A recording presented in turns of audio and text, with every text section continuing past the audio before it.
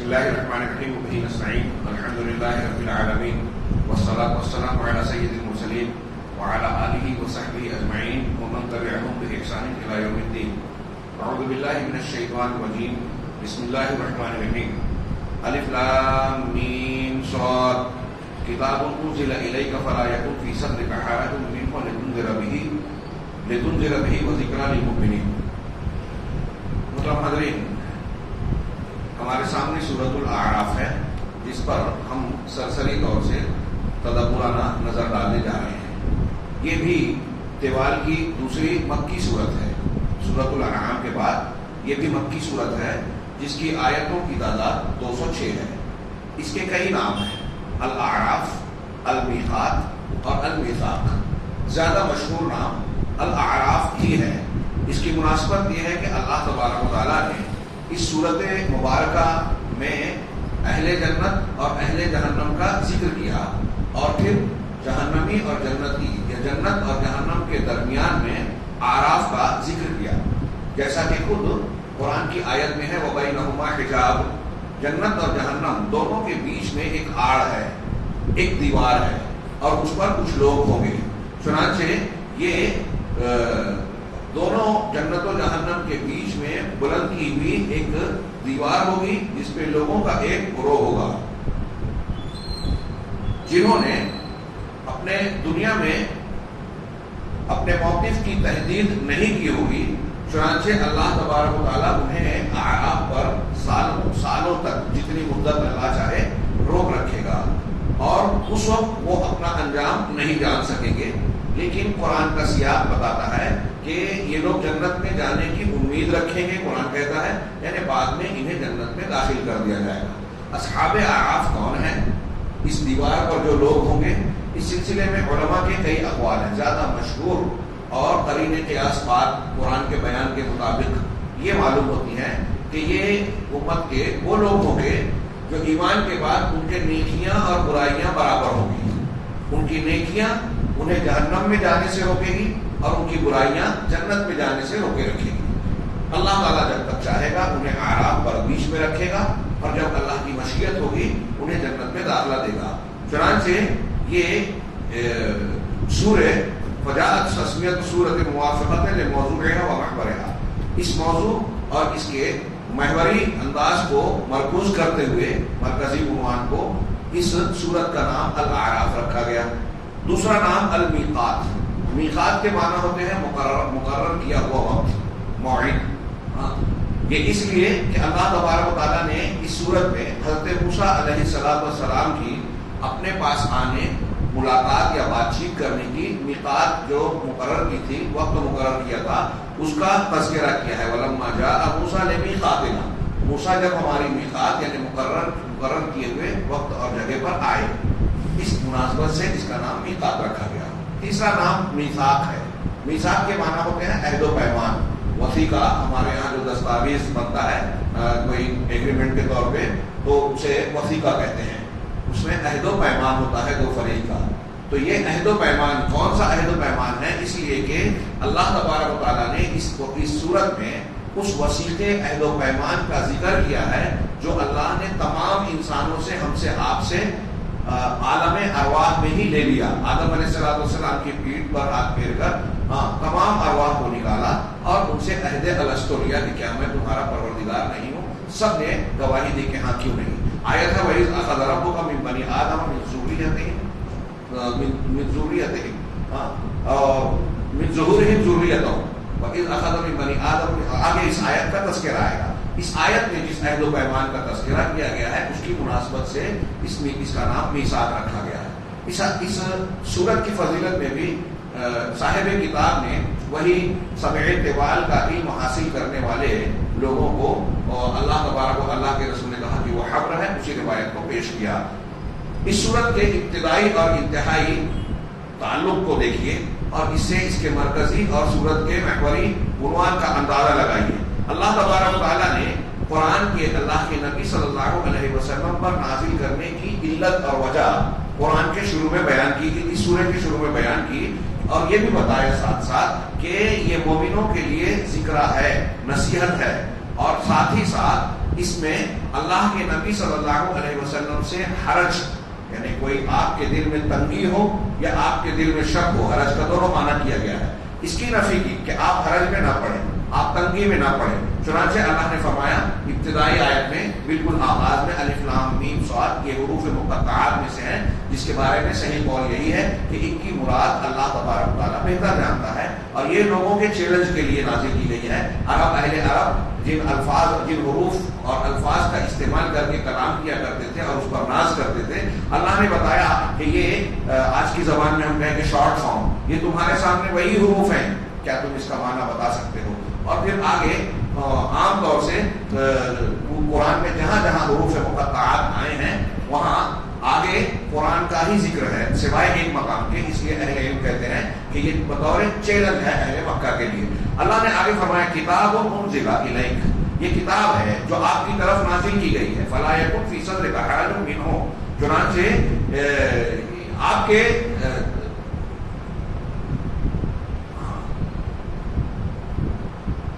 آپ کے دل میں اس کے تعلق سے کوئی تنگی نہیں ہونی چاہیے۔ یہ کتاب آپ پر اس لیے نازل کی گئی ہے کہ آپ اس کے ذریعے سے لوگوں کو ڈرائیں، اور یہ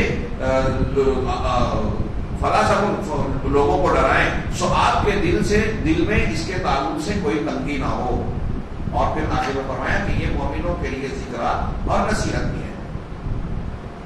کتاب کے بارے میں یعنی آپ اس کی دعوت اور تبلیغ کرتے ہوئے کوئی جھجک محسوس نہ کریں، ڈر محسوس نہ کریں کہ اگر میں لوگوں کو توحید اور قرآن کی طرف بلاؤں گا تو لوگ میری مخالفت کریں گے، مجھے ستائیں گے، ایذا دیں گے، یا میرے تعلق سے سازشیں اور مکر و فریب سے کام لیں گے، ایسا کوئی بھی ڈر اپنے دل سے نکال لیجیے۔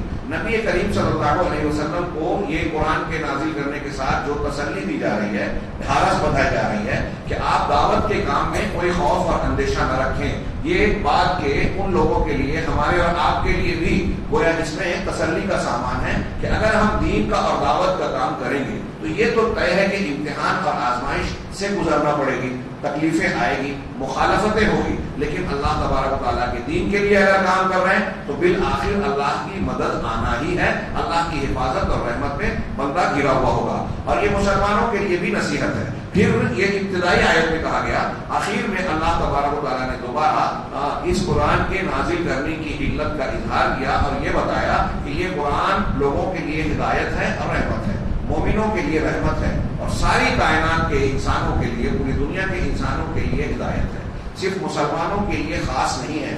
جو شخص اللہ تبارک و تعالیٰ کی اس عظیم الشان نعمت کی قدر کرے گا، اسے پڑھے گا، اس میں تدبر کر کے اسے قبول کرے گا تو وہ ہدایت یاب ہو جائے گا اور کامیابی اس کے قدم چومے گی۔ قرآن نے کہا آخر میں 203 نمبر کی آیت میں وَإِذَا لَمْ تَأْتِهِمْ بِآيَةٍ، جب آپ ان کے پاس کوئی آیت نہیں لاتے، آیت سے مراد یہاں معجزہ ہے۔ معجزہ ایسی چیز کو کہتے ہیں جو اللہ کی طرف سے اللہ تعالیٰ اپنے نبیوں کو ان کی تائید کے طور پر، نشانی کے طور پر دیتا ہے، اور یہ چیلنج کرتا ہے۔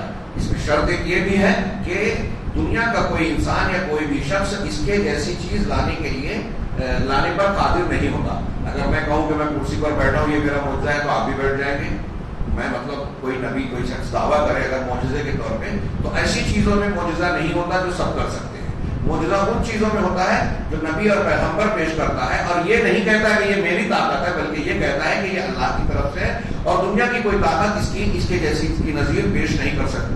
تو جب آپ کوئی معجزہ پیش نہیں کرتے تو اللہ نے کہا قالوا، یہ مشرکین اور مخالفین کہتے ہیں لولا اجتبیتها، آپ خود کوئی بات کوئی معجزہ کیوں نہیں اختیار کرتے، یعنی آپ اپنی طرف سے کوئی معجزہ کیوں نہیں پیش کرتے؟ قل انما اتبع ما یوحی الی من ربی، بہت پیاری بات، آپ لوگوں سے کہیے کہ میں تو اتباع کرتا ہوں اسی بات کی، اسی حکم کی جو میرے پروردگار کی جانب سے میری طرف وحی کی جاتی ہے۔ نبی سے یہ کہتے ہیں کہ آپ اپنے طرف سے کوئی معجزہ پیش کیجئے، تو اللہ تعالیٰ نے کہا کہ آپ یہ جواب دیجئے کہ معجزہ پیش کرنا میری طاقت نہیں ہے، یہ اللہ کے اختیار میں ہے، اور میں کیا کرتا ہوں جو مجھ کو اللہ حکم دیتا ہے میں اسی کی پیروی کرتا ہوں۔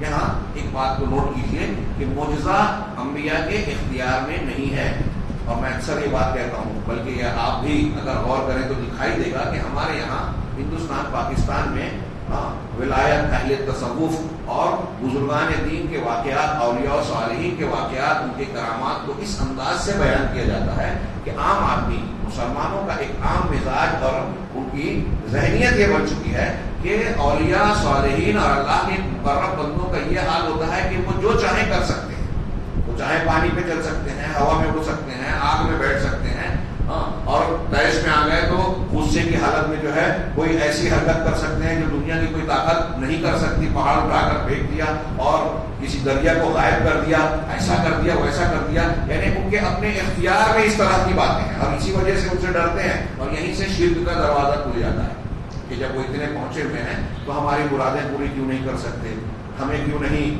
مشکلات سے بچا سکتے، اور ایسا کیوں نہیں اور ویسا کیوں نہیں۔ اس سلسلے میں ہمارے یہاں اور چلتی ہے، لوگ ایک دوسرے سے بڑھ چڑھ کر الٹے سیدھے جھوٹے واقعات، ہمارے یہاں عالمی سطح پر مشہور پاکستان کے ایک صاحب ہیں مولانا طارق، کیا نام ہے ان کا، میں نے ان کی کچھ کلپس سنی، ایسے واقعات جن کا قرآن حدیث میں کوئی پتہ ٹھکانا نہیں ہے، بلکہ قرآن اور حدیث کی کھلی آیتوں اور تعلیمات کے صریح خلاف ہے۔ اور میں نے دیکھا الحمدللہ اہل دیوبند کے کچھ علماء نے بھی ان پر تنقید کرتے ہوئے یہ کہا کہ یہ جو باتیں پیش کرتے ہیں سب مسترد نہیں ہوتی، بہت سی چیزیں ایسی ہیں جو ہمارے موقف کے بھی، ہمارے عقیدے اور منہج کے بھی خلاف ہیں۔ یہ ان کا حق تھا کہ ایسا کہیں، لیکن عوام کا ایک بڑا طبقہ ہمارے یہاں قرآن سے دور ہونے کے نتیجے میں ایسی خرافات میں پڑا ہوا ہوتا ہے اور پھر اپنے عقیدے اور ایمان کو بگاڑ کا شکار بنا دیتا ہے اور اسے پتہ بھی نہیں چلتا، وہ سمجھتا ہے کہ میں بہت اچھے دین پر ہوں، اور پھر ہم جیسے کوئی لوگ اگر قرآن کی روشنی میں اس کا رد کریں کہ دیکھیے یہ آپ کا عقیدہ درست نہیں ہے، اولیاء و صالحین کے اختیارات میں یہ باتیں نہیں ہیں، تو وہ کہتے ہیں کہ دیکھو یہ اولیاء کی گستاخی کر رہے ہیں، یہ نبی کی گستاخی کر رہے ہیں۔ جی نہیں، یہ گستاخی نہیں ہے، یہ ایمان ہے۔ اللہ کا فرمان دیکھیے کہ اللہ کہہ رہا ہے اپنے پیغمبر سے کہ آپ کہہ دیں کہ یہ میرا اختیار نہیں ہے، اور ایسا یہ مضمون قرآن میں کئی جگہ ہے۔ تو اللہ تعالیٰ نے کہا کہ آپ ان سے یہ جواب دیجئے کہ میں تو بس انہی باتوں کی پیروی کرتا ہوں جو میرے پروردگار کی جانب سے میری طرف وحی کی جاتی ہے۔ ھذا بصائر من ربکم، اور یہ قرآن جو ہے یہ تمہارے پروردگار کی جانب سے روشن دلیلیں ہیں۔ تم معجزے کا اور آیات کا مطالبہ کر رہے ہو تو قرآن سے بڑھ کر کوئی معجزہ، کوئی آیت ہے ہی نہیں۔ یہ قیامت تک زندہ رہنے والا نبی پاک صلی اللہ علیہ وسلم کو دیا گیا معجزہ ہے جو تمام دنیا کو چیلنج کرتا ہے جب سے نازل ہوا اور قیامت تک چیلنج کرے گا۔ اور قرآن نے یہ خبر بھی دی کہ لئن اجتمعت الانس والجن علی ان یأتوا بمثل هذا القرآن لا یأتون بمثله ولو کان بعضهم لبعض ظہیرا، کہ اگر سارے انسان اور سارے جنات اکٹھا بھی ہو جائیں، مل کر چاہیں کہ اس قرآن کے جیسا کوئی کلام بنا لائیں، تو لا یأتون بمثله، اس کے مثل کلام نہیں لا سکتے، ولو کان بعضهم لبعض ظہیرا، چاہے وہ ایک دوسرے کے مددگار ہی کیوں نہ ہو۔ یہ کوئی معمولی بات نہیں ہے۔ ایک نبی امی جو پڑھے لکھے نہیں تھے، وہ یہ خبر دے رہے ہیں، چیلنج کئی مرتبہ کیا، یہاں خبر ہے پیشین گوئی ہے۔ ایک آدمی جو اپنی بات منوانا چاہتا ہے، اگر میں آپ کے سامنے کوئی دعویٰ کروں اور مجھے اپنے آپ سے کوئی چیز، کوئی مطالبہ پورا کروانا ہے اور میں جھوٹا دعویٰ کر رہا ہوں، تو میرا یہ جھوٹا دعویٰ آپ کو کتنے دن تک دھوکے میں رکھے گا، کتنے دن تک آپ فریب کھائیں گے؟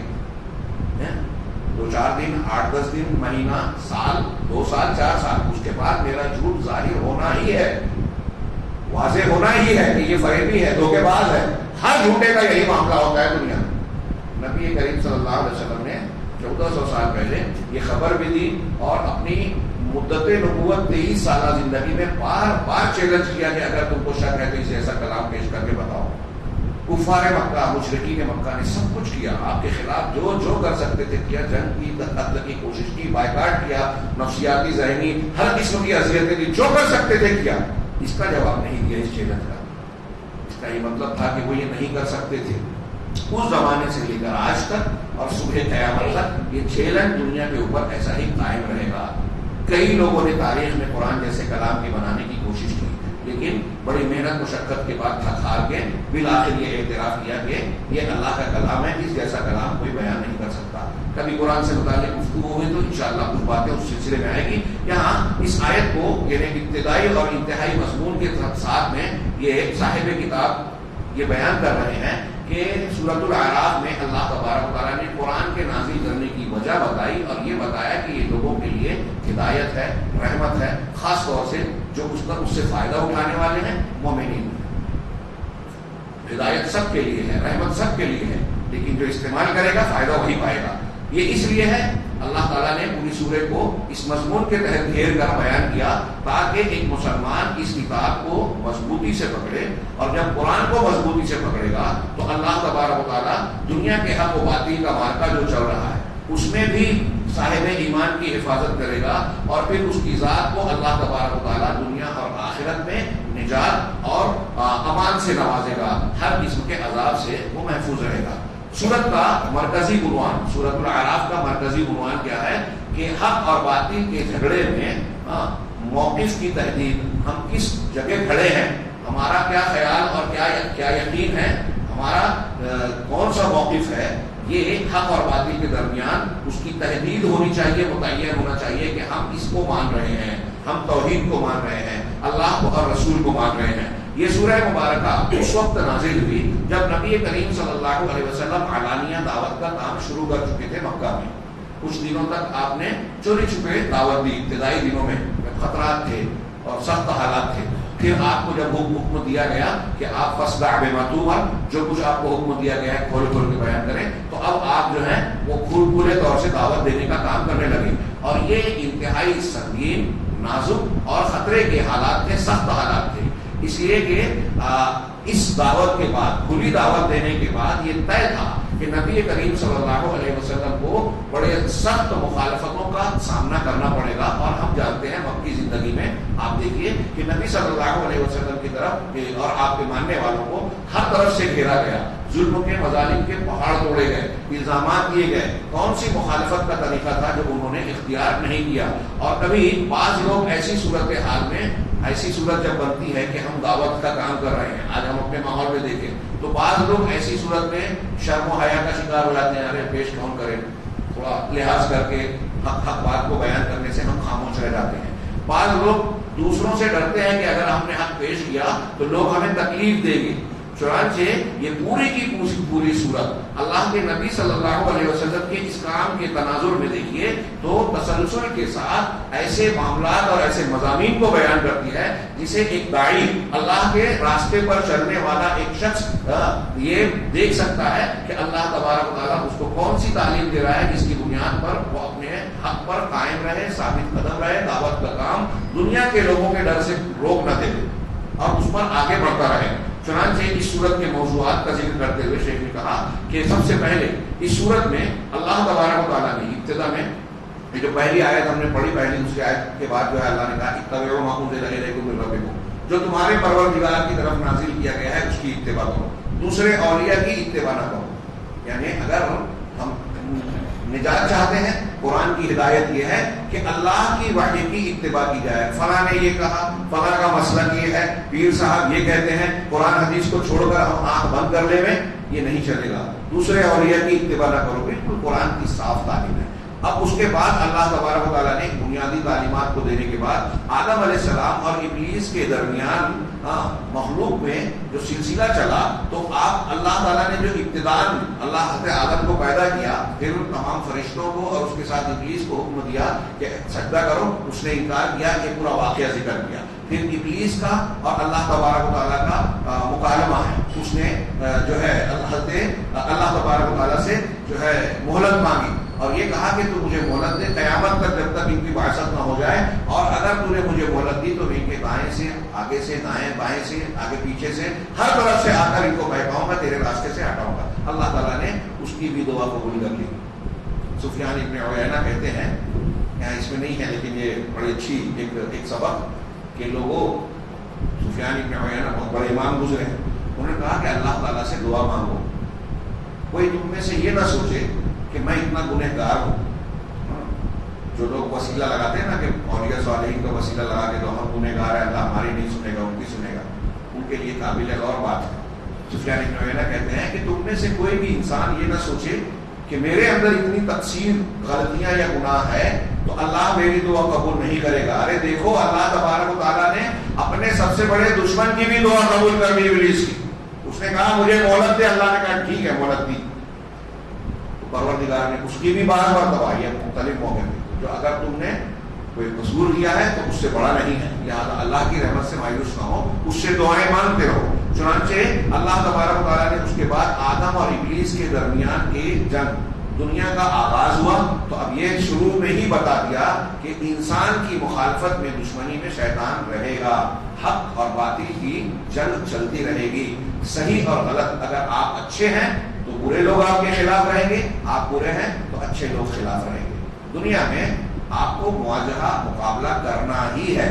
یہ دنیا کی زندگی امتحان و آزمائش ہے، یہاں پورے طور سے سکون نہیں ملے گا، اسی جگہ واپس جا کے سکون ملے گا مکمل، جس کو ہم جنت کہتے ہیں، جہاں سے ہمارے باپ نکالے گئے ابلیس کی وجہ سے، ابلیس کے بہکانے کے بعد جو انہوں نے کیا۔ اس کا تذکرہ اس پورے واقعے میں کیا گیا ہے۔ تو انہوں نے ایک لائن میں صرف یہ بات کہہ دیا کہ آدم اور ابلیس کے درمیان مخلوق کے آغاز، دنیا کے آغاز سے ہی جو جنگ ہے اس کا ذکر کیا گیا۔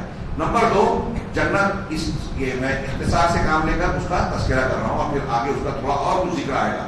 دوسرا موضوع یہ ہے کہ اہل جنت اور اہل جہنم کے بیچ میں بات چیت کا ذکر ہے۔ جنتی جنت میں چلے جائیں گے اور جہنمی جہنم میں۔ سورۃ الاعراف کے یہ آدم و ابلیس کے واقعے کے بعد میں آپ دیکھیں گے کہ ان کا تذکرہ کیا گیا۔ ہاں، وہ ان سے کہیں گے کہ کیا تم نے یہ پا لیا، تمہارا کیا حال ہے؟ پھر اس کے بعد یہ کہ اپنی کچھ نعمتوں کو ہماری طرف، کچھ پانی اور نعمتیں جو ہے جو تم کو اللہ نے دے رکھی ہے ہماری طرف بہا دو، دے دو۔ تو اللہ جنتی کہیں کہ اللہ نے فاسقوں اور کافروں پر اس کو جو ہے حرام قرار دے دیا۔ ہاں، وہ یہ نہیں کریں گے۔ بہرحال ان دونوں کے درمیان جو ہے مکالمے کا ذکر ہے، اس کو پڑھنا چاہیے، تلاوت کر کے اس کے معنی اور مفہوم کو دیکھنا چاہیے۔ نمبر 3، تیسرا، عرض و احوال الامم السابقہ فی ھذا الصراط۔ اب دیکھیے آدم اور ابلیس کے درمیان سے یہ جنگ شروع ہو چکی تھی، اور اس کا انجام کیا ہوگا؟ یہ جو جنگ میں ایک حق والے ہوں گے، ایک باطل والے ہوں گے، تو آخر میں جنت میں جائیں گے کچھ لوگ اور جہنم میں جائیں گے۔ وہاں آپ پڑھیں گے کہ جو جہنم والے ہوں گے وہ دنیا میں طاقتور لوگ تھے، ہاں، بڑے اقتدار والے، اور یہ ہم دنیا میں دیکھتے ہیں کہ جو اہل ایمان ہے، اہل حق ہے، وہ کمزور نظر آتے ہیں۔ اور یہی تو امتحان ہے، یہی تو امتحان ہے۔ اگر ایمان والے مضبوط ہوتے، ان کے ہاتھ میں بادشاہت اللہ تعالیٰ دے دے ہوئے، ہاں، جیسا کہ ہم سوچتے ہیں کہ قوت، دولت، نعمتیں سب کے سب ہر جگہ مسلمان کامیاب دکھائی لگے، تو ہر کافر کہے گا کہ ارے مسلمان ہونے میں تو دنیا کا بھی فائدہ ہے، تو وہ فوراً مسلمان ہو جائے گا۔ یہ آزمائش، نشیب و فراز، کبھی حق اور کبھی باطل کا پلڑا بھاری جو نظر آتا ہے، اسی میں آزمائش اور امتحان کا پہلو ہے۔ اللہ کی بڑی حکمت ہے، یہی ثابت ہوتا ہے کون سچا اور کھرا ہے اور کون جھوٹا اور جس کے حق اندر کھوٹ ہے۔ چنانچہ اللہ تبارک و تعالیٰ نے یہ جو مقابلہ آرائی کا ذکر کیا، اس کے بعد پچھلی امتوں کا ذکر، قوم نوح، قوم عاد، قوم ثمود، قوم شعیب، قوم لوط، ان لوگوں کے تذکرے کیے، اور پھر بہت تفصیل سے حضرت موسیٰ علیہ السلام اور فرعون کا ذکر کیا جو آگے آ رہا ہے۔ تو یہ حق اور باطل کی اس جنگ کا تذکرہ، لڑائی کا ذکر اللہ تبارک و تعالیٰ نے ہر نبی کا اپنی قوم سے جو معاملہ ہوا اس کے روپ میں، اس کی شکل میں یہ ہمارے سامنے پیش کیا کہ یہ تاریخ ہے اور تاریخ کا سبق بھی ہے۔ قرآن تاریخ نہیں بیان کر رہا ہے، ہاں، ان واقعات کو بطور عبرت و نصیحت کے پیش کر رہا ہے جن میں ہم کو اللہ کے قوانین نظر آتے ہیں کہ جو اہل حق ہیں وہ کیسے ہوتے ہیں، ان کا انجام کیا ہوتا ہے، جو اہل باطل ہے وہ کیسے ہوتے ہیں، کس طریقے سے اہل حق کو ستاتے ہیں، مخالفت کرتے ہیں، اور پھر ان کا انجام کیا ہوتا ہے۔ نمبر 4، انبیاء کی جو ان کی قوموں کے ساتھ واقع ہیں ان کے اخیر میں ترکیز کرنا۔ جی، تمام انبیاء کے واقعات کا جب نے نقل کیا تو آخر میں یہ توجہ دلائی گئی کہ آپ اس واقعے کے بعد دیکھیے کہ مومنین جنہیں اللہ نے نجات دی اور کافرین جن کو اللہ تعالیٰ نے ہلاک کیا، ان دونوں کو اللہ تعالیٰ نے کیسے الگ الگ انجام سے دوچار دیا۔ مومنین اور کافرین کو الگ کر کے ان کے انجام کو بالکل صاف صاف بیان کیا۔ یہ بہت سیدھی سادی بات ہے، ہم لوگ یہ سن رہے ہیں، اس کو نارملی لے رہے ہیں، اس کی گہرائی میں نہیں جاتے۔ آپ اس کو اپنے حالات میں آج کی دنیا میں نافذ کر کے دیکھیے کہ آپ اگر اہل حق ہیں، بظاہر پریشان ہیں، لیکن آپ سچائی پر، توحید پر، ایمان پر اگر جمے ہوئے ہیں تو یہ دیکھ لیجئے کہ دنیا کی تاریخ میں ہمیشہ اہل ایمان کا اللہ نے اچھا انجام کیا ہے، چاہے بظاہر وہ ستائے گئے، مارے گئے، پریشانیوں اور تکلیفوں سے دوچار نظر آئے، لیکن ان کو اللہ نے بالآخر اچھے انجام سے، اور جو کافر ہیں کتنی بھی اچھل کود کریں، وقت کے حکمراں کیوں نہ رہے، ان کو اللہ تبارک و تعالیٰ نے نیست و نابود کیا، ان کے نام و نشان کو مٹا دیا اور انہیں عبرت کا سامان بنا دیا. ہم پڑھتے ہیں اور دیکھتے ہیں. غور کریں کہ جب ان کو اللہ تعالیٰ نے سرکشی کے انجام میں عذاب سے دوچار کیا تو آج یہ نہیں ہو سکتا کہ کوئی سرکشی کرے اور اس کا اچھا انجام ہو. تو اس سلسلے میں اللہ نے جب یہ چیز بیان کی کہ اللہ نے جنہیں ہلاک کیا اور جو اہل ایمان ہے معاد میں. اب یہاں اس بیچ میں ایک اور نقطہ پیش کیا کہ کئی جگہوں پر اللہ تعالیٰ نے ان لوگوں کا ذکر نہیں کیا جو ان کے بیچ میں تھے, جو لاپرواہ تھا. اگرچہ کافروں مشرکوں کے ساتھ نہیں تھا, ایمان اور سچائی کو جان کر اس کو اختیار کرتا تھا, لیکن اہل حق کا ساتھ نہیں دیتا اور وہ طبقہ گناہ کرنے والا جو طبقہ ہے ان کو روکتا نہیں, برائی سے روکنے والا فریضہ انجام نہیں دیتا. آگے اس کا تذکرہ سنیچر والوں کے ذمہ میں آئے گا. یعنی ایک ہوتے ہیں اہل حق جو حق پر قائم ہیں اور لوگوں کو برائیوں سے روک رہے ہیں, دعوت دے رہے ہیں. ایک ہیں اہل باطل جو اہل حق کی مخالفت کرتے ہیں اور باطل پر ہیں. ان دونوں کے بیچ میں ایک وہ ہیں جو ہیں تو ٹھیک ٹھاک, حق بھی سمجھ رہے ہیں لیکن خاموش ہیں. اور آج ہمارے یہاں ایسے بیچ والے زیادہ ہیں کہ کوئی برائی کر رہا ہے, شرک اور بدعت ہو رہی ہے, خرافات ہو رہی ہے, دین کی مخالفت ہو رہی ہے, تو ہم کون جھنجھٹ میں پڑے, دوسروں کے پٹے میں ٹانگ اڑائے. یہ ہمارا آپ کا فرض ہے. اللہ کے رسول نے مثال دی کہ کشتی میں اگر کوئی لوگ کچھ لوگ نیچے پیدے میں سوراخ کریں گے تو کشتی جب ڈوبے گی تو صرف نیچے والے نہیں ڈوبیں گے, اوپر والے بھی ڈوبیں گے. ہمارا سماج کشتی کی طرح ہے, اس لیے کوئی اس کشتی میں سوراخ کر رہا ہے تو ہمارا کام ہے کہ اس سوراخ کرنے والے کو روکیں, سمجھائیں, جتنی ہماری طاقت ہے اس کے مطابق. تو بہرحال اللہ نے ان کا ذکر نہیں کیا. نمبر 5, بیان و اسباب الہلاک للامم السابقہ. پچھلی امتوں کو ہلاک کرنے کے اسباب کا ذکر ہے. یہ بتایا کہ کیوں ان کو ہلاک کیا گیا. شرک کے ساتھ بعض دوسرے اسباب بھی ہیں, جیسے قوم شعیب میں نام طور میں کمی, ڈنڈی مارنا, دوسروں کا حق مارنا. قوم عاد میں, قوم لوط میں جو ہے ہم جنسی یعنی اپنے مردوں سے شہوانی ضرورت کو پوری کرنا, جسمانی ضرورت کو پوری کرنا. تو ایسے اسباب بیان کر گئے. ان سارے اسباب میں سر فہرست جو سبب ہے بگاڑ کا, خرافات کا, وہ فساد ہے اور استکبار ہے, گھمنڈ. ابلیس نے سجدے سے انکار کیا, اب واستکبر, اس نے انکار کیا اور استکبار کیا. جن لوگوں نے بھی حق کے دلائل کو نہیں مانا, قرآن کہتا ہے استکبروا اور یستکبرون کے الفاظ استعمال کیے, ان واقعات میں بھی ملے گا. فرعون نے اللہ حضرت موسیٰ کی نشانیاں دیکھنے کے بعد بھی یہ نہیں قبول کیا. اللہ نے کہا کہ انہوں نے استکبار کیا. ان فرعون علا فی الارض, بلندی چاہتا تھا, گھمنڈ میں تھا.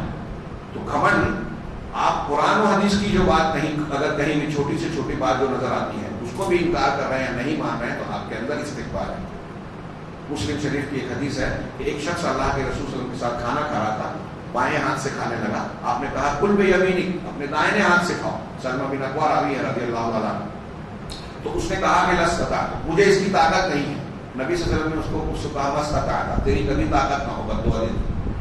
راوی کہتے ہیں کہ اس کو اللہ کے رسول کی بات کو ماننے سے کبر, گھمنڈ نے روکا تھا, اور جب اللہ کے رسول نے بددعا دی تو اب اس کا دایاں ہاتھ پوری زندگی مرنے تک اس کے منہ تک نہیں آ سکا, الٹے ہاتھ سے کھانا پڑا.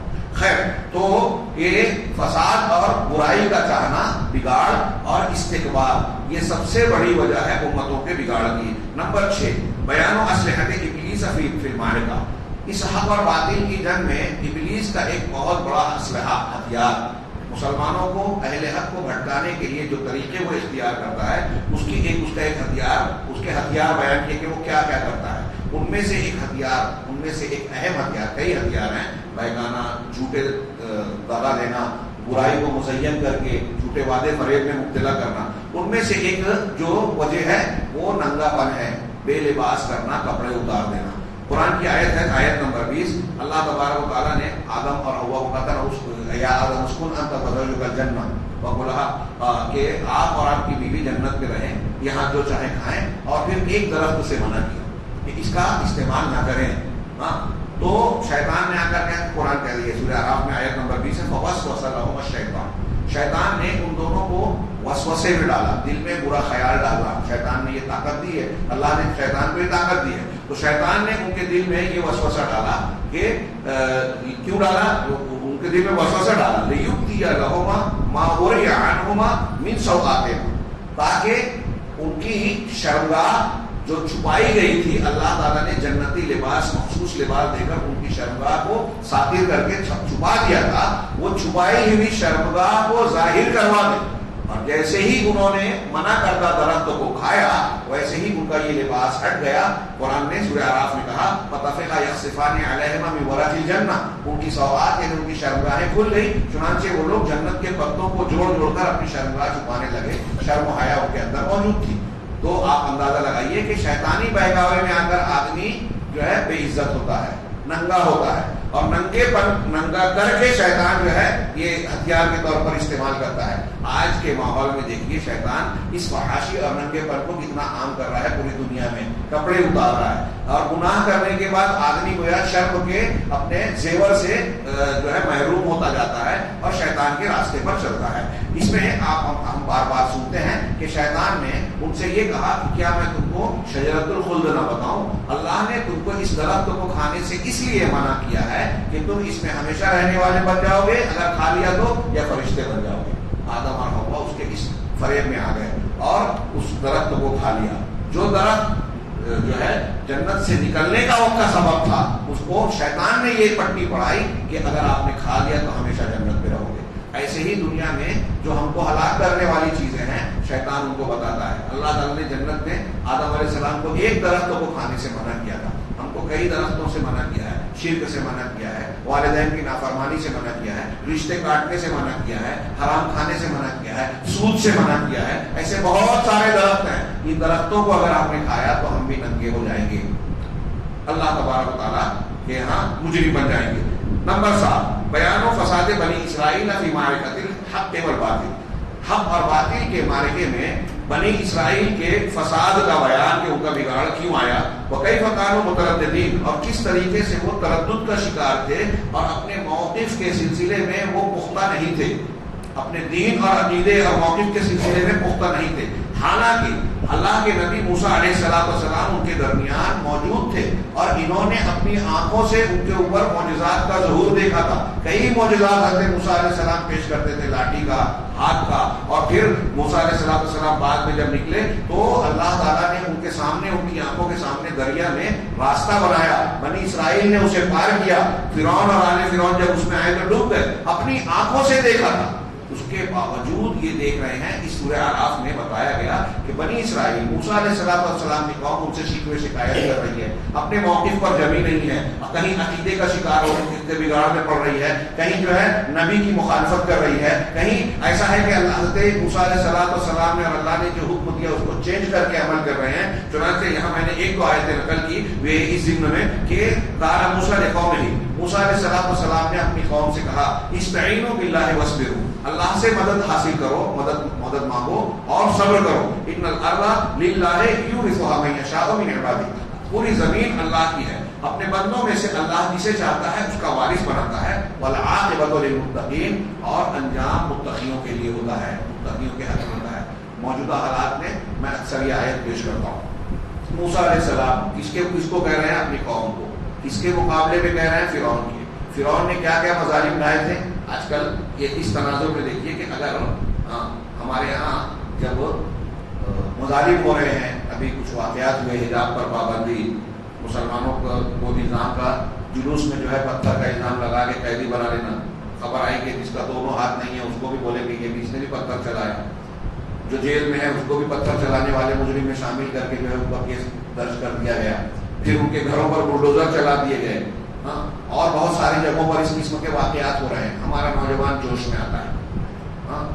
اب جب علماء کہتے ہیں کہ صبر کرو، اللہ سے مدد مانگو، تقوی اور پرہیزگاری کے ساتھ اجتماعی طور سے قرآن و حدیث نے جو تدابیر کہی ہیں اس کو حاصل اختیار کرنے کی کوشش کرو، تو ہمارا نوجوان کیا جواب دیتا ہے؟ آج کا وہ جواب موسیٰ علیہ السلام سمجھ لیجیے کہ ہمارے بیچ میں آ کے یہ کہہ رہے ہیں. اللہ نے نقل کیا نا، اللہ کہہ رہا ہے کیا کہا موسیٰ نے، اور فرعون نے کیا کیا ظلم اٹھایا تھا. ہمارے تو گھر توڑا ہے، گھر توڑ رہے ہیں. فرعون وہاں بچوں کو قتل کرتا تھا، بچیوں کو چھوڑ رہا تھا، بنی اسرائیل کو غلام بنا کر رکھا تھا، مخالفت کرنے کی کوئی گنجائش ہی نہیں تھی. کتنے سالوں سے، یہ کوئی مہینے 2 مہینے 2-5 سال کی باتیں نہیں، لمبی مدت سے یہ مظالم چل رہے تھے. اب حضرت موسیٰ علیہ السلام حضرت اپنی قوم سے کیا کہہ رہے ہیں؟ استعینوا باللہ واصبروا، اللہ سے مدد مانگو اور صبر کرو. اور اللہ اپنی زمین کا وارث اپنے بندوں میں سے نیچے شہادت بناتا ہے اور متقیوں کے حق میں انجام ہوتا ہے. اگر یہی جواب یہی تعلیم آج ہم اپنے نوجوانوں کو دیتے ہیں, علماء بیان کرتے ہیں, تو وہ ان کا رد عمل کیا ہے ہم سوشل میڈیا پر دیکھ رہے ہیں. ہاں پھر اور بنی اسرائیل نے وہی جواب دیا جو آج ہمارے نوجوان کہتے ہیں. آگے کا جملہ ہے قالوا اوذینا من قبل ان تأتینا ومن بعد ما جئتنا. انہوں نے کہا بنی اسرائیل نے, ارے موسیٰ آپ کے آنے کے پہلے بھی ہم کو تکلیف دی گئی, آپ کے آنے سے پہلے بھی ہم کو ستایا گیا, اور آپ کے آنے کے بعد بھی. ہاں تو حضرت موسیٰ اس کے باوجود ان کو سمجھا رہے ہیں. قال عسى ربكم ان يهلك عدوكم, قریب ہے کہ تمہارا پروردگار تمہارے دشمنوں کو ہلاک کر دے, وَيَسْتَخْلِفَكُمْ فِي الْأَرْضِ, اور زمین میں تم کو خلافت اور حکومت سے نواز دے, فَيَنْظُرَ كَيْفَ تَعْمَلُونَ, اور جانچے دیکھے کہ تم کیسے عمل کرتے ہو. یہ ایک جگہ کی آیت 128 اور 129 میں دیکھ سکتے ہیں. اس کے علاوہ ایک دوسری ان کی گمراہی دیکھیے. وَاتَّخَذَ قَوْمُ مُوسَىٰ مِن بَعْدِهِ مِنْ حُلِيِّهِمْ عِجْلًا جَسَدًا لَهُ خَوَارٌ, کہ موسیٰ علیہ السلام جب دور پر گئے اپنی میقات کے لیے, تو موسیٰ کے پیچھے موسیٰ کے پیچھے ان کی قوم نے اپنے زیورات سے, سونے چاندی وغیرہ سے, سونے سے ایک جسد, ایک ڈھانچہ بنا لیا. عجلن, ایک وہ کیا کہتے ہیں بیل کا ڈھانچہ بنا لیا. لہو خوار, جس سے ڈگارنے کی آواز آتی. کہتے ہیں کہ وہ سامری نے بنایا تھا, اور اس طریقے سے اس کی بناوٹ تھی کہ اس کے منہ میں اندر خول تھا, جوف تھا. جب ہوا چلتی ہے اور اس کے منہ میں جاتی تو اندر سے تھوڑی سی آواز آتی, جیسے بیل ڈکارتا ہے. تو انہوں نے کہا ارے اس بیل میں آواز آتی ہے, تو اس کو انہوں نے معبود بنا لیا, اس کی پوجا پاٹ شروع کر دی. اللہ تعالیٰ نے ان کا رد کرتے ہوئے کہا کہ یہ آواز سن کر صرف اس میں دھوکہ کھا گئے. دیکھیے اس زمانے میں یہ تھا, آج بچے کھلونے بنا رہے ہیں آواز والے. ہاں آج بھی کچھ ایسی کرتا بازی کا کچھ مظاہرہ کوئی کرتا ہے, لوگ دھوکہ کھا جاتے ہیں. ہمارے یہاں پھوک جھاڑ والے تھے, توبہ کیا, انہوں نے بتایا کہ ہم لوگ جب لوگوں کو بیوقوف بناتے تھے, جادو ٹونا اور پھوک جھاڑ کا عمل کرتے تھے, بکری کا پورا منڈا لاتے تھے, پیچھے سے جو ہے اس کے جو گردن کا حصے میں, ہمارے ڈاکٹر صاحب وغیرہ ہیں وہ بتائیں گے کہ منڈا کیسے جگہ خالی ہوتی ہے, اس کے بڑے نس میں نرخرے میں جو ہے ایک چھوٹا مینڈا ڈال دیتے تھے, اور اس کو پھر باہر سے پیچھے سے سی دیتے تھے.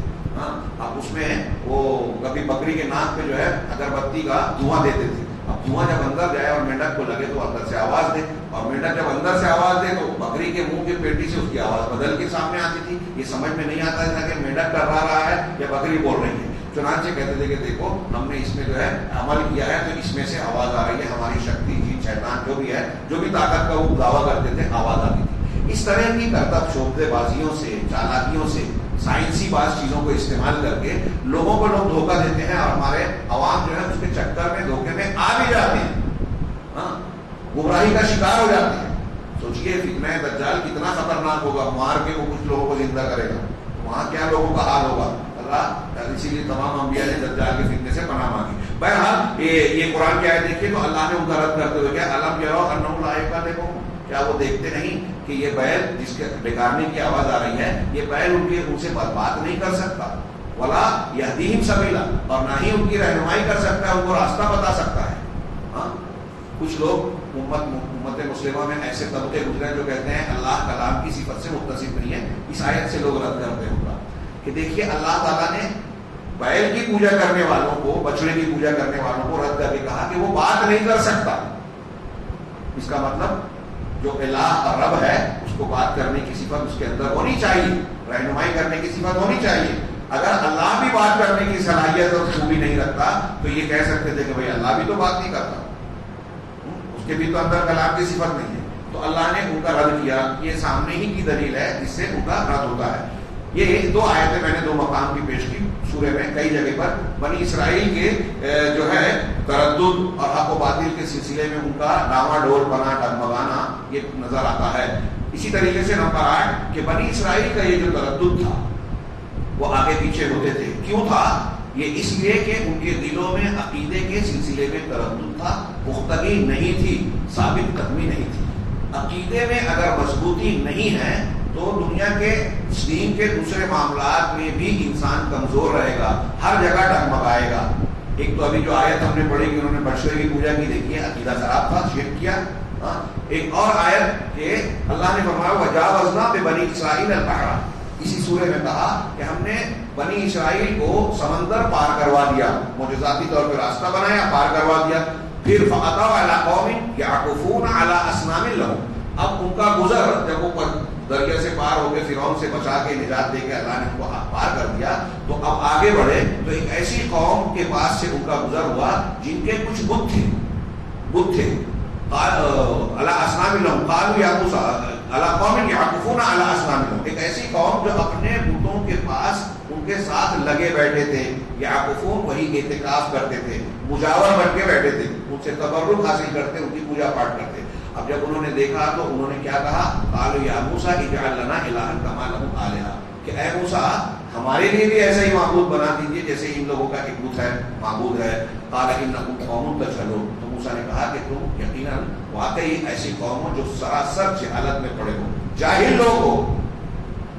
اللہ کے نبی صلی اللہ علیہ وسلم سے نئے نئے صحابہ نے جب یہ کہا تھا حدیبیہ سے فتح مکہ کے لوٹنے کے بعد, وہ واقع جیسی کی صحیح حدیث ہے, اور ان میں سے کچھ نے کہا تھا کہ یہ مشرکین ایک بحری کے درخت کو متبرک مان رہے ہیں, ہتھیار لٹکاتے ہیں, تو ایسے ہی ذات انوار, اس کو ذات انوار کہتے ہیں, ہمارا بھی بنا دے, کیا ہم اس سے برکت حاصل کریں. تو اللہ کے رسول نے کہا تھا کہ اس ذات کی قسم جس کے ہاتھ میں میری جان ہے, تم نے جو ہے ایسی ہی بات کہی جیسے موسیٰ سے بنی اسرائیل نے کہا تھا کہ ہمارے لیے معبود بنا دو. یعنی کوئی ٹھکانہ, کوئی قبر, کوئی مزار, کوئی جگہ اگر متبرک نہیں ہے تو اس کو ہم نے متبرک بنایا. تو اللہ کے رسول کہہ رہے ہیں کہ اس کو معبود بنانا ہے. آج کتنے مقامات کو لوگوں نے متبرک, مزارات کو, مشاہد کو, چھلاووں کو متبرک بنا کر رکھا ہے. تو یہ دیکھیے بنی اسرائیل عقیدے میں مضبوط نہیں تھے, اور عقیدے میں مضبوط نہ ہونے کی وجہ سے اپنی آنکھوں سے معجزات دیکھنے کے باوجود ڈگمگاتے تھے, کمزور تھے. جگہ جگہ انہوں نے حضرت موسیٰ پر اعتراض کیا. اسی طریقے سے 90 نمبر پر, وقت کم ہے, میں پورے سمیٹنا چاہتا ہوں کہ آج سورہ اعراف کا مضمون پورا ہو جائے. نمبر 9 پر انہوں نے کہا کہ اس میں ثابت قدمی اور تردد نہ ہونے کی ایک بڑی مثال اس صورت میں اللہ تبارک و تعالیٰ نے بیان کی, فرعون کے جادوگروں کی شکل میں جب وہ ایمان لے آئے. جادوگر کا پورا واقعہ اس میں موجود ہے, آپ مطالعہ کر سکتے ہیں. 2 جملوں میں کہوں کہ جب جادوگر موسیٰ سے مقابلہ کرنے کے لیے لائے گئے تو فرعون سے پوچھا کہ ہم نے اگر موسیٰ کو شکست دے دی تو ہم کو اجر ملے گا کہ نہیں ملے گا. فرعون نے کہا ہاں ضرور ملے گا, اتنا ہی نہیں تم مقربین میں سے ہو جاؤ گے, دربار میں تم کو تقرب حاصل ہوگا فرعون کا, ہاں بڑا مقام ملے گا, کرسی ملے گی. تو ایک طرف وہ دنیا چاہ رہے تھے, لیکن جب موسیٰ علیہ السلام کا معجزہ دیکھا, سمجھ لیا, تو فوراً ایمان لے آئے, سجدے میں گرے اور کہا کہ ہم رب العالمین پر ایمان لائے, موسیٰ اور ہارون کے رب پر ایمان لے آئے. اب جب ایمان لے آئے تو فرعون نے کیا کہا, یہ تمہاری ملی جلی سازش ہے, ان ھذا لمکر مکرتموہ, یہ تمہارا مکر ہے, سازش ہے. جیسے آج کل سیاسی لیڈر کہیں ہارتے ہیں تو بولتے ہیں نا میرے خلاف سازش کی گئی ہے, کہیں بھی پھنستے ہیں. تو فرعون کو بھی لوگوں کو روکنا تھا کہ اگر یہ ثابت ہو گیا جن جادوگروں کو ہم نے لایا وہی ایمان لے آئے تو ساری قوم جو ہے مسلمان ہو جائے گی, تو اب ان کو دھوکے میں رکھنا ہے, روکے رکھنا ہے. تو کہا کہ یہ ان کا ملا جلا معاملہ ہے, مل جل کے. اور ایک جگہ کہا کہ یہ موسیٰ تمہارا بڑا ہے جس نے تم کو جادو سکھایا. حالانکہ فرعون اور سارے لوگ جانتے تھے کہ موسیٰ کی ان جادوگروں سے اس سے پہلے کبھی ملاقات ہوئی ہی نہیں تھی. لیکن جادوگر جب ایمان لے آئے تو پھر اس نے ان کو دھمکی دیتے ہوئے کہا کہ میں تم کو جو ہے سولی پر لٹکاؤں گا, میں کھجور کے تنوں پر تم کو سولی دوں گا, وَلَأُقَطِّعَنَّ أَرْجُلَكُمْ وَأَيْدِيَكُمْ مِنْ خِلَافٍ, اور تمہارے ہاتھ پاؤں کو الٹی سمتوں سے کاٹ دوں گا, دائنا ہاتھ تو بایاں پیر اور بایاں ہاتھ تو دایاں پیر, اس طرح کاٹ دوں گا. تھوڑی دیر کے لیے سوچیے, جادوگر ابھی ابھی مسلمان ہوئے ہیں, جب آئے تھے تو فرعون سے کیا کہہ رہے تھے کہ اجر ملے گا کہ نہیں, انعام ملے گا کہ نہیں, یہ کہہ رہے تھے. اور اب جب انہوں نے ایمان لایا تو فرعون کیا کہہ رہا ہے, انعام اور تقرب تو دور کی بات, قتل کر دوں گا, ہاتھ پیر کاٹ ڈالوں گا. اور فرعون اس وقت کا بادشاہ تھا, کیسی اس کی ہیبت تھی, لوگ ڈرتے تھے, آپ اندازہ لگا سکتے ہیں. ایسا شخص جب ان کو دھمکی دے رہا ہے تو انہوں نے کیا جواب دیا جادوگروں نے کہ تجھ کو جو کرنا ہے کر لے. سورہ طٰہٰ نے کہا کہ اقض ما انت قاض, ان کا جواب تھا کہ تو جو چاہتا ہے کر لے, انکا تقضی هذه الحیات الدنیا, تو زیادہ سے زیادہ اس دنیا کی زندگی کا فیصلہ کرے گا, دنیا سے تو ایسے بھی ہم کو مرنا ہے. سوچئے تھوڑی دیر کے لیے, غور کیجیے, اللہ تعالیٰ نے یہ مثال دی ثابت کرنے کی کہ اب ایمان لانے کے بعد وہ جادوگر فرعون کے سامنے ڈٹ گئے, ڈرے نہیں, اللہ کو سجدہ کیا. کہ مسلمان کو اگر اس میں سبق ہے کہ اس طرح دین پر ثابت قدم رہنا چاہیے. وقت کی بڑی سے بڑی قوت, فرعون سے بڑے آج کی طاقتیں نہیں ہیں جو ہم کو ڈرا رہی ہیں. آج کے زمانے کے حساب سے آج کے فرعون اس زمانے کے ان عوام اور ان جادوگروں کے سامنے ہماری کیا حالت ہے اور ان کی کیا حالت ہے, غور کیجیے. اب जादूगरों को जब हक मिल गया तो कहा हमको अपने परवरदिगार की जानिब से हक मिल गया है, अब हम उससे तेरे धमकियों से बाज आ जाने वाले नहीं। मुसलमानों को इस पर कायम हो जाना चाहिए, ये हमारे लिए बहुत बड़ा नमूना है। बनी इसराइल के आम लोग एक तरीके से तरद्दुद का शिकार थे, ये जादूगरों का कितना बड़ा किरदार है कि अब मौत से नहीं डर रहे हैं, हक मिल जाने के बाद कि जान जाए चलेगा, ईमान नहीं जाएगा। और हमारी बच्चियां जो है ईमान बेचकर गैर मुस्लिमों से शादी कर रही हैं, कितनी जहालत की बात है। यहाँ एक नुक्ता मैं और अमूमन इस वाक़े में बयान करता हूँ कि देखिए, जादूगरों ने जब मूसा अलैहिस्सलाम का मौजूदा देखा कि लाठी डाली तो इनकी रस्सी और लाठियों को निगल लिया, तो जादूगरों ने ये नहीं कहा कि मूसा के अंदर ये ताकत, शक्ति, पावर है, बल्कि उन्होंने कहा कि हम रब्बे मूसा पर ईमान लाए। यानी वो जानते थे कि ये मूसा की ताकत और उनके बस की बात नहीं है, ये रब्बुल आलमीन के बस की बात है। अगर मूसा अलैहिस्सलाम के बस की बात मानते तो खुद उसका मुकाबला करते, कहा कि वो इंसान है, हम इंसान है, हम इनका मुकाबला कर सकते हैं। और जब ये माना कि ये अल्लाह के रसूल है सच्चे, तो ये अल्लाह की ताकत है, उसका मुकाबला नहीं कर सकते। ये हमको समझना चाहिए कि अगर किसी की करामत और मोजज़ा आता है तो ये उस शख्सियत की ताकत नहीं है, बल्कि अल्लाह की ताकत है। यहाँ नंबर 10 के तहत इन्होंने एक वाक़े का जिक्र किया कि इसमें इस सूरत के आखिर में बनी इसराइल के 3 फिरकों का जिक्र है, और 3 ग्रोह का, जो अस्हाबुस सब्र के सनीचर वालों के नाम से जाने जाते हैं। तो हमको उससे नसीहत और इबरत लेनी चाहिए। चुनांचे उसमें 3 ग्रोह में ये अल्लाह ताला ने इस सूरह में कहा कि कानत हाज़िरतल बहर, समंदर के किनारे एक कौम रहती थी बनी इसराइल की, उनको शनीचर के दिन जो है मछलियों का शिकार करने से मना किया गया। तो वो उसमें से कुछ लोग ऐसे थे जो जुमा को जाल लगाते, इतवार को निकालते और कहते कि हम कोई गलती नहीं कर रहे हैं। इस पर एक ग्रोह ने उनको मना किया, एक ग्रोह ये गलत काम कर रहा था, एक ग्रोह ने रोका, और तीसरा ग्रोह वो था जो खामोश था। तो इन तीनों ग्रोहों का जिक्र, एक इजाबी मोमिन ग्रोह था जिसने अल्लाह की बात को माना और मारूफ का हुक्म दिया, मुनकर से रोका, जब जो गलती करने वाले हैं उनको रोकने की कोशिश की। दूसरा ग्रोह वो था जो आसी और फासिक था, गुनहगार था, उसने अल्लाह की हुदूद के खिलाफ जुर्रत की, और उसके हुक्म की नाफरमानी की। देखिए हम कहाँ हैं, ये अल्लाह ताला ने हमको नमूने के तौर पे। तीसरा ग्रोह जो सलबी था और मुतरद्दिद था, हक और बातिल के बीच में, उसके अंदर तरद्दुद था। चुनांचे उसने अल्लाह के हुक्म की इताअत तो की, यानी शनीचर के दिन मछली मारने वाले, मना करने वाले हुक्म की मुखालफत नहीं की, कि वो उससे उस मुमानियत से बच गए, लेकिन इस्लाह की कोशिश में उन्होंने अपने आप को नहीं आगे बढ़ाया। जो गलत कर रहे थे उनको मना नहीं किया। नतीजा क्या निकला? अल्लाह अज़्ज़ व जल ने मोमिन फिरके को निजात दे दी, जो कि अब इस्लाह का काम भी करता था, ईमान के साथ साथ लोगों को बुराई से रोकने की भी कोशिश की। और अल्लाह ने दूसरा ग्रोह जो नाफरमान था, उस ग्रोह फासिक और गुनहगार को अजाब का शिकार बनाया। लेकिन अल्लाह सुब्हानहू व तआला ने नतीजे के एतबार से तीसरे ग्रोह के बारे में कोई बयान नहीं किया कि जो लोग खामोश थे उनका क्या हुआ। कुछ उलमा कहते हैं कि जिनको अजाब दिया गया उनमें ये भी शामिल थे, कुछ कहते हैं कि नहीं, उन पर अजाब नहीं आया, उनको भी माफ किया गया।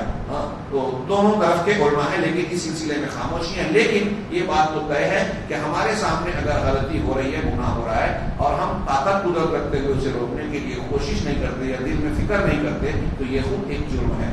और खास तौर से अगर कोई गुनाह हमारे सामने कोई ऐसा शख्स कर रहा है जिसे हम रोक सकते हैं, जैसे एक बाप अपने बेटे को देख रहा है, घर में वो जिम्मेदार है, तो अपने बेटे को रोकना चाहिए, नमाज नहीं पढ़ता उस पर सख्ती करनी चाहिए। अपनी बीवी बच्चों को जो है गुनाह करते हुए देखे और खामोश रहे, तो ये बाप को उसका जवाब बहरहाल देना पड़ेगा, वो गुनहगार होगा, उसमें शरीक होगा। तो ये तीनों ग्रोहों का तज़किरा इसमें किया गया है। हम अपने मौजूदा हालात में इससे सबक ले रहे हैं। नंबर 11 कि इसमें अल्लाह तबारक व तआला ने उस अहद व पैमान का जिक्र किया है जिसको अल्लाह तबारक व तआला ने सारे इंसानों से आदम अलैहिस्सलाम की पीठ से निकाल कर लिया, और फिर उन्हें इस बात से डराया कि देखो ये अहद व पैमान इसलिए लिया गया है कि तुम दुनिया में जाने के बाद गफलत का शिकार नहीं होना, बाप दादा के पीछे जाके शिर्क नहीं करना, तौहीद पर कायम रहना।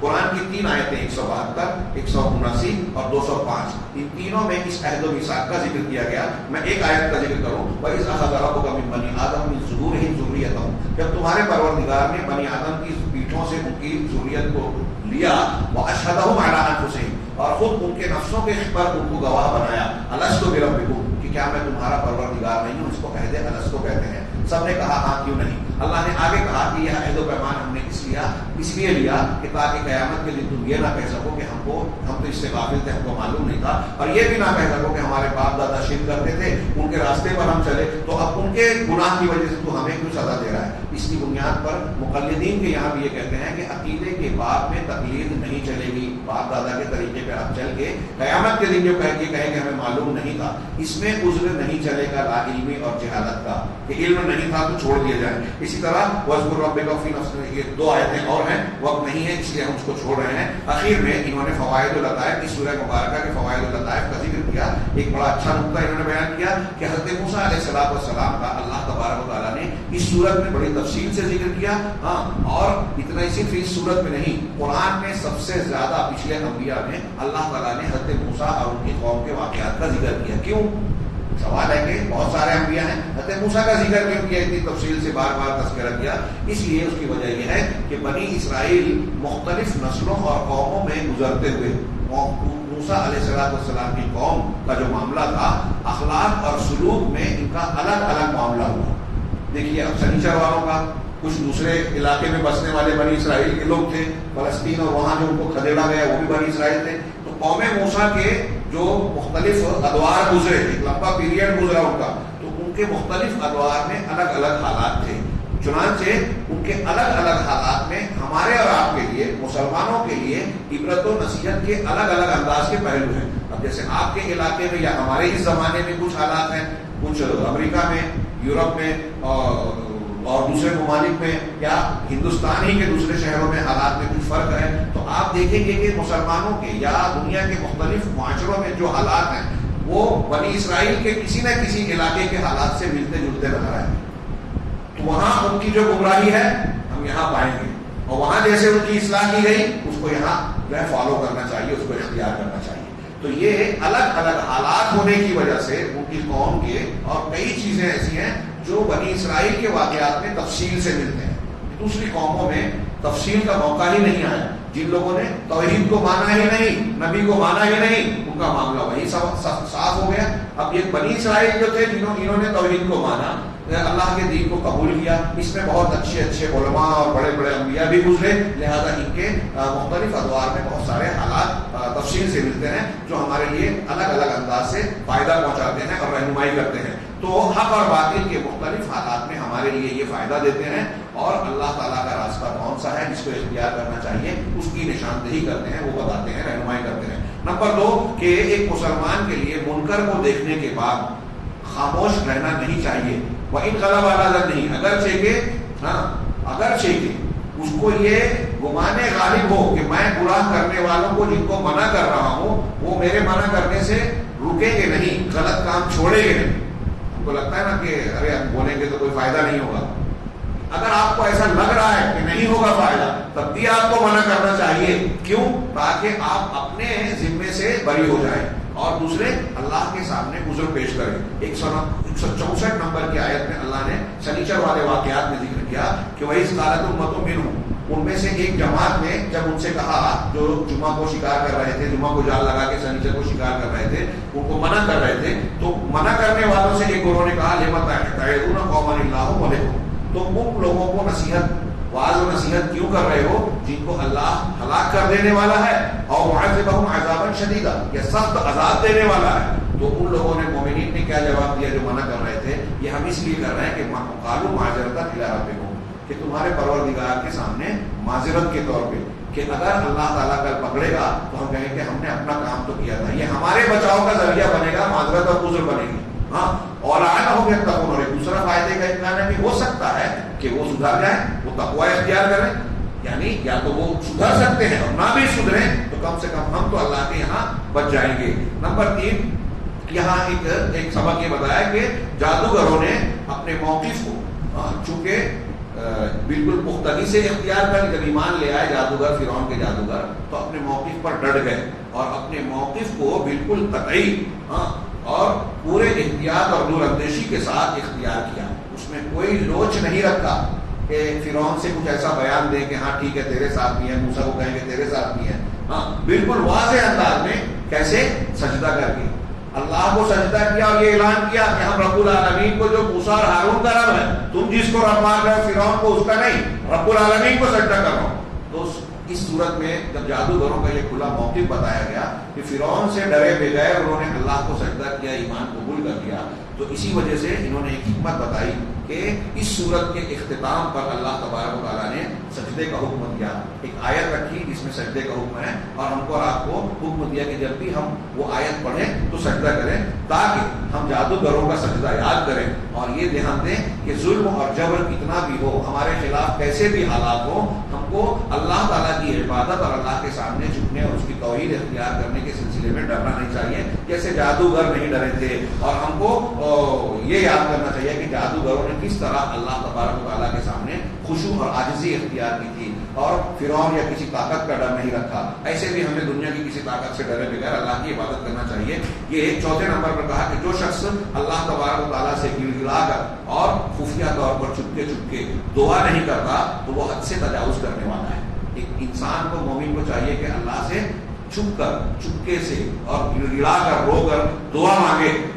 اور تو اگر نہیں کرتا کوئی تو اس کا مطلب یہ کہ وہ حد سے تجاوز کرنے والا ہے. اللہ لا یحبہم اللہ، ایسے لوگوں کو اللہ پسند نہیں کرتا. قرآن کی آخری آیات میں کہا ادعوا ربکم تضرعا وخفیا، اپنے پروردگار کو گڑ گڑا کر اور چپکے چپکے پکارو، انہ لا یحب المعتدین، اللہ اعتداء، حد سے تجاوز کرنے والوں کو پسند نہیں کرتا. اور تضرع کا مطلب ہوتا ہے ذلت و عاجزی، انکساری کے ساتھ اللہ کے سامنے ٹوٹ کر آپ دعا مانگے. پانچواں اور آخری ایک لفظ کا صرف ذکر کیا کہ جب حضرت موسیٰ علیہ السلام دور سے واپس لوٹے، قوم کو دیکھا کہ وہ بتوں کی پوجا کر رہی ہے اور وہ الواح لے کر آئے تھے جس میں توریت یا احکامات لکھے تھے اللہ کے فرامین، تو غصے میں آ کر انہوں نے اسے پھینک دیا. اس کے بعد اللہ نے کہا وَلَمَّا سَكَتَ عَن مُوسَى الْغَضَبُ، کہ جب موسیٰ سے غضب ساکت ہو گیا. سکتا کسی انسان کے لیے کہ ٹھہرنا اور سکوت، خاموشی اختیار کرنا، بولنے کے بعد خاموش ہو گیا تو کہتے ہیں سکتا. تو اب غصے کے تعلق سے اللہ نے یہ لفظ استعمال کیا کہ غصہ چپ ہو گیا. تو کہا کہ گویا غصہ ایک ایسی چیز ہے جو انسان پر جب غالب ہوتا ہے تو کسی حاکم کی طرح جب وہ کسی چیز کا کوئی حکم دیتا ہے کہ ایسا کرو ایسا نہ کرو، تو غصہ بھی انسان پر غالب ہونے کے بعد اس سے کہتا ہے ایسا کرو تو وہ کرنے لگتا ہے. اور کسی چیز سے منع کرتا ہے کہ یہ مت کرو تو وہ نہیں کرتا ہے. تو غصے کی حالت ایسی ہوتی ہے کہ آدمی پر وہ سلطان کی طرح مسلط ہو جاتا ہے. اللہ تعالیٰ ہمیں قرآن سمجھنے اور اس پر عمل کرنے کی توفیق دے.